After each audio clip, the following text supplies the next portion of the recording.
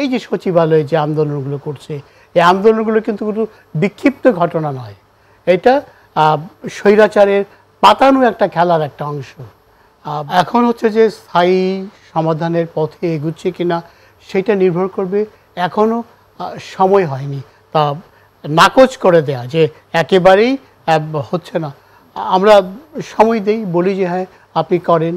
Doctor Yunus সাহেবকে, উনি আন্তর্জাতিকভাবে একজন সম্মানিত লোক। আমার মনে হয় না উনি এমন কোনো কাজ করবেন, উনি নির্লোভ মানুষ, উনি জীবনে কোনো, আমি যতটুকু দেখেছি ওনার কোনো আশা আকাঙ্ক্ষা পাওয়া না পাওয়ার কোনো ইচ্ছা ওনার নেই। কিন্তু সমাধানের শুরুটা আপনি দেখতে পাচ্ছেন কিনা? আমার তো না দেখার কোনো কারণ নেই, আমি তো বিশ্বাস করছি, আমি তো আস্থা আছে উনি করবেন, আমি মনে করি যে উনি করবেন। এবং উনি জানেন যে না করলে তার রূপ কি হবে, ভয়াবহতার সম্পর্কে উনি অকাফেলা আছেন। কবে নাগাদ নির্বাচন হলে এই স্থায়ী সমাধানের অন্তত একটা মানে অবস্থান তৈরি হবে বা সুরাহা হবে?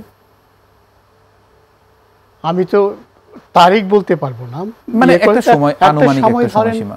অনেক জায়গায় দুঃশাসনের কালো ভূত এখন রয়ে গেছে, স্বৈরাচারের আর নখের আঁচড় এখনো শুকায় যায়নি। স্বৈরাচারের নখের আঁচড়ে যে রক্তক্ষরণ হচ্ছে সেই রক্তগুলো এখনো ঝরছে, এইগুলো তো বন্ধ করতে হবে, এগুলো দেখতে হবে কে কোথায় আছে। আপনি দেখেন এই যে সচিবালয়ে যে আন্দোলনগুলো করছে, এই আন্দোলনগুলো কিন্তু কোনো বিক্ষিপ্ত ঘটনা নয়, এটা স্বৈরাচারের পাতানো একটা খেলার একটা অংশ। এবং এইটাকে আমরা সিরিয়াসলি নিতে হবে। নির্বাচন তো হতেই হবে, এবং গণতন্ত্র বলেন, গণতন্ত্রের মূল অক্সিজেন হচ্ছে নির্বাচন। নির্বাচন না থাকলে গণতন্ত্র বাঁচবে না, এবং অবশ্যই নির্বাচন করতে হবে, এবং নির্বাচনটা কবে হবে এইটা নিয়ে আলোচনা করা উচিত, হতাশ হলে চলবে না। আচ্ছা, আন্দোলনের এই বিষয়গুলো নিয়ে ভিন্ন ভিন্ন মতামত আমরা দেখি। আপনি যেমন একটা বিষয়কে ষড়যন্ত্র বলছেন, ডক্টর মঞ্জুর আহমেদ চৌধুরী তিনি আরেকটা বিষয়কে যৌক্তিক বলছেন, এরকম কোন একটা বিষয় আমরা দুই ধরনের প্রেক্ষাপট দেখতে পাই। বাস্তবতাটা আসলে কি, মানে সাধারণ মানুষ কোনটাকে আসলে গ্রহণ করবে?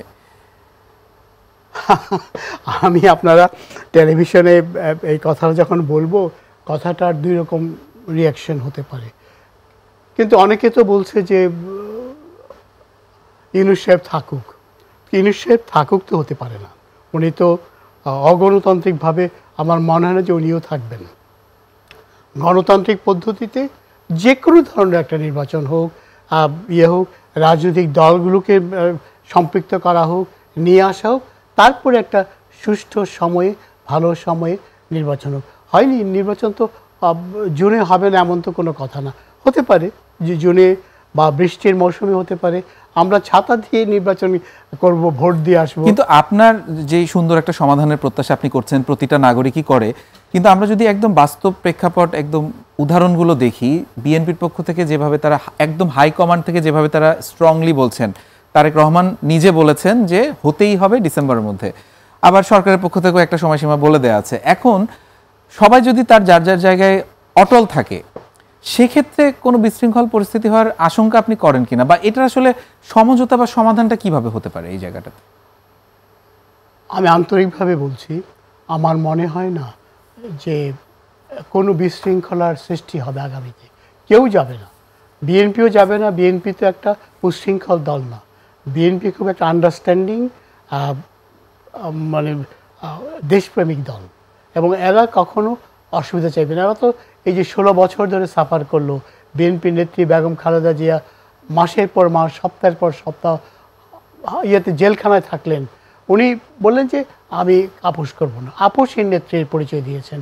কিন্তু আমার মনে হয় না বেগম খালেদা জিয়া বা তারেক রহমান সাহেব ওনারা কোনো আরেকটা রক্তক্ষরণের দিকে যাবেন। কিন্তু এখানে আমরা দেখছি যে একটা না একটা কথা তো কথার মধ্যে থাকতে হবে, মানে আইদার ডিসেম্বরেই অথবা মানে জুন পর্যন্ত যাবে, মানে কোনো একজনের কথা এখানে আসলে পালন করা হবে না। সেক্ষেত্রে কি ধরনের, মানে আসলে কি হতে পারে আপনার? এই যে যাচ্ছেন না, বিএনপিকে তো ডাকা হয়েছে আগামী 2 তারিখ, আগামীকালকে বোধ হয় আলোচনা করুক। আপনার আলোচনার পথ যখন বন্ধ হয়ে যাবে তখন কিন্তু ঘূর্ণিঝড়ের সম্ভাবনা থাকে। আলোচনা তো আগেও আমরা দেখেছি প্রায়ই তো আলোচনা হচ্ছে, কিন্তু আলোচনার পরে আসলে কতটুকু ফলপ্রসূ হচ্ছে? আলোচনা যত বেশি হবে ততই মঙ্গল।